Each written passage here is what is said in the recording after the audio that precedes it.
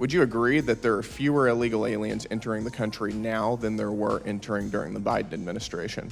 I mean, that is not something that's an area of my expertise. I've been spending too much I of my think time most defending people civil who are rights of awake my neighbors.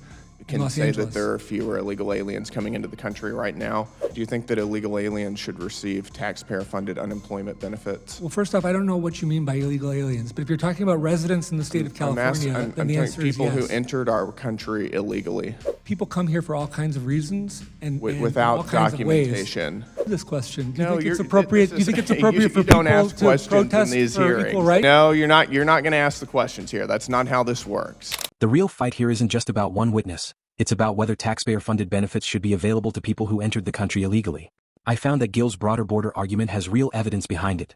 CBP recorded an enormous drop in southwest border apprehensions in 2025. California already requires unemployment applicants to prove valid immigration status and work authorization. So Gill's example needs more legal context. The hearing was officially designed to examine alleged abuses of immigration policy, and Newman represented NDLON. But an estimate of 8 to 10 million Biden-era entries is not the same as 8 to 10 million confirmed illegal immigrants. The strongest counterargument is that immigrant rights groups argue benefits and legal protections can prevent exploitation and protect workers. My bottom line, Gill raises legitimate taxpayer and enforcement questions, but some claims require much more evidence. Was his broader argument persuasive, or did the hearing oversimplify a complicated system? Like, subscribe and share your opinion. I now recognize myself for 5 minutes for the purpose of asking a few questions. Mr. Krikorian, how many illegal aliens came into the country during the Biden administration? Our estimate is at least 8 million, maybe as many as 10. As many as 10. How many came into the country last year in 2025? We don't know yet, but it wasn't anything close to that. Not very many, so a substantial decrease in... Dramatic 90+% decrease at the border. Got it. Mr. Newman, is it a good thing that President Trump secured the border?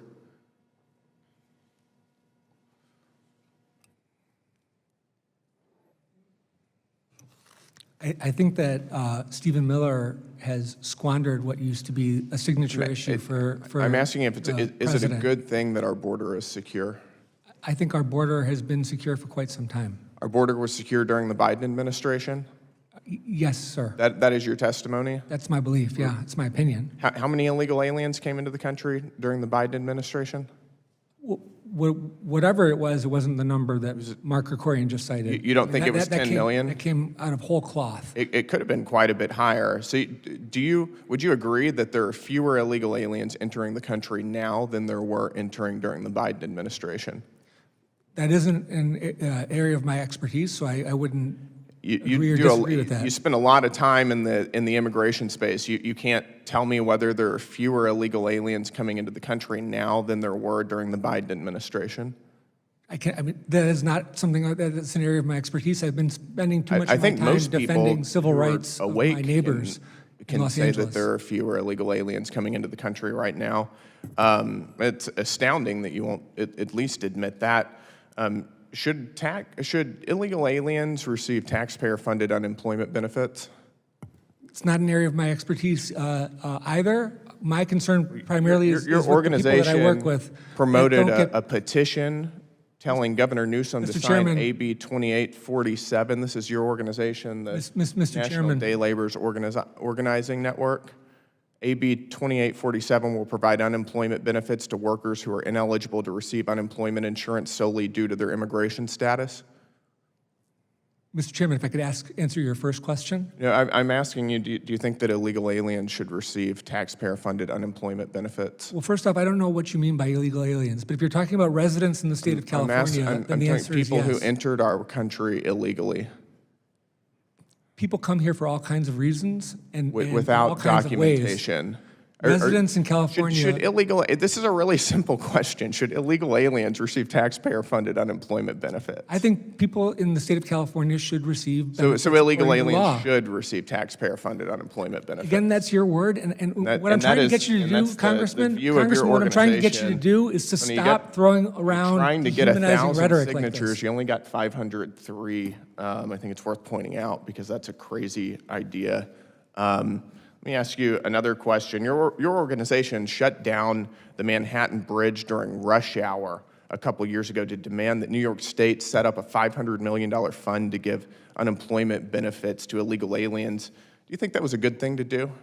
I don't know that my organization shut down anything, Congressman. I know that there was March in peaceful protest. NYC shuts down Manhattan Bridge to call for $500 million unemployment fund. The march was led by members of the FEW coalition, including the National Day Laborers Organizing Network. That is your organization, that is. You're holding up a sheet of paper. I don't know where that's from. This is from your website. This is from the National Day Laborers Organizing Network website. Peaceful protesters do things when there's large crowds of people. Does that I think you would agree, shutting Congressman? down one of the busiest bridges in the nation in order to push for a $500 million fund to give taxpayer-funded unemployment benefits to illegal aliens? I think we should give. You think that's a good thing for the country? I think we should allocate resources accordingly to people who are going to become citizens of this country eventually. What if there were emergency vehicles as trying Mark to cross Krikorian that acknowledges, as Mark You realize that there are acknowledges, people commuting is to work, inevitable. and the people commuting to work were the ones who were paying the taxes to fund these benefits that you want to give to illegal aliens, right? Congressman, what is your beef with immigrants? I don't have any beef with immigrants. I'm asking you if you think it's appropriate to shut down one of the busiest bridges in America to give taxpayer-funded unemployment benefits to illegal aliens. Let me ask you this question. Do you No, think it's you're- appropriate? this Do you think is- it's appropriate for you don't people ask to questions in protest these for hearings. equal rights? Do you think that illegal aliens should receive Were you direct against Congressman? cash payments from taxpayers? Were you against Congressman Should Lewis's illegal effort? No, you're not going to ask the questions here. That's not how this works. I'm answering your question with a question. I've got another question for you. We're moving on. Should illegal aliens receive direct cash payments from taxpayers? I believe future citizens, Americans in waiting, should receive So they equal should. rights, and they should receive It benefits makes so we sense can because your integrate them organization into our sent society. a letter to Governor Cuomo advocating for immediate cash relief, cash payments to illegal aliens. I think that is way out of line, I think the out of alternative is step to create a with the rest of permanent the country. underclass that allows people and with like that said, you we're already to 30 exploit. seconds over, so we're out of time here. But Congressman, you didn't even And give me my a chance time to is answer. up. The Biden administration flooded our country with millions of illegal aliens, unvetted from all over the globe. And the impact has been to reduce working class wages, to strain our social system, our education system, our healthcare system, and to culturally transform the United States. At the same time, it's devalued the meaning of American citizenship to the detriment of the American people. The American people were left picking up the pieces, which is precisely why they elected President Donald Trump in the last election cycle to both secure the border and to deport illegal aliens. And he's done exactly that. He secured the border in record time whenever nobody in the American political class thought that it was possible. And he's begun the largest deportation campaign in American history.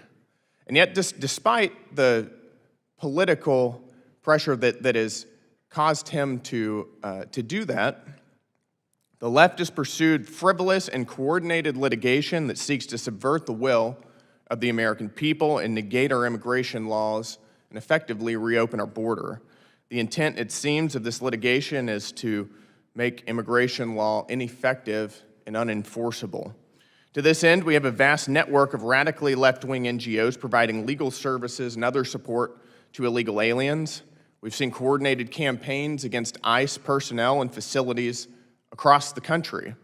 And even now, Democrats are holding up funding for ICE and Border Patrol, causing a partial government shutdown, while at the same time adamantly opposing the Save America Act, which would provide common-sense voter ID laws and citizenship requirements to vote in American elections.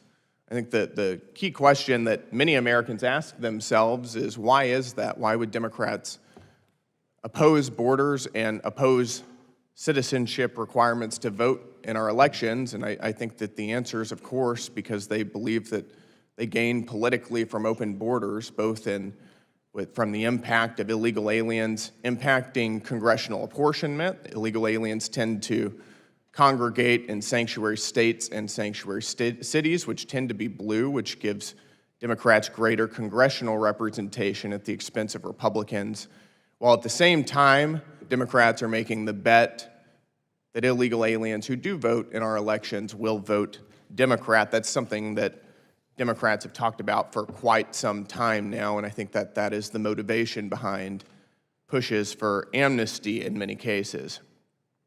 At the same time, Democrats are doing everything they can to keep as many of these illegal aliens, people who came into our country illegally, here as possible, and we don't need to look any further than the temporary protected status, or TPS system. Temporary protective status, which was originally intended to be just that. It was intended to be temporary, a temporary reprieve from deportation due to specific circumstances. Yet the Biden administration abused it and has utilized TPS as a form of backdoor amnesty for over 1 million people who entered our country illegally. The numbers speak for themselves. At the start of the Biden administration, there were just about 410,000 TPS beneficiaries from 10 countries.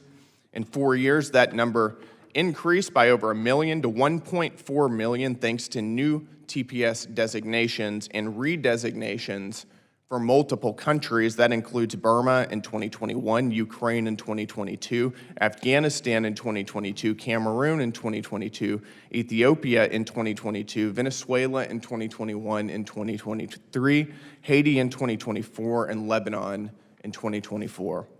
About half of all current TPS beneficiaries weren't even residing in the United States until after Joe Biden took office. In other words, TPS was a vehicle for providing backdoor amnesty for the very people that the American people saw pouring into our border for 4 years and voted President Trump into office to deport. Moreover, the vast majority of the people covered under TPS did enter the U.S. illegally, and I think that's really important. That includes an estimated 95% of all Venezuelan TPS holders and 91% of all estimated Haitian TPS holders.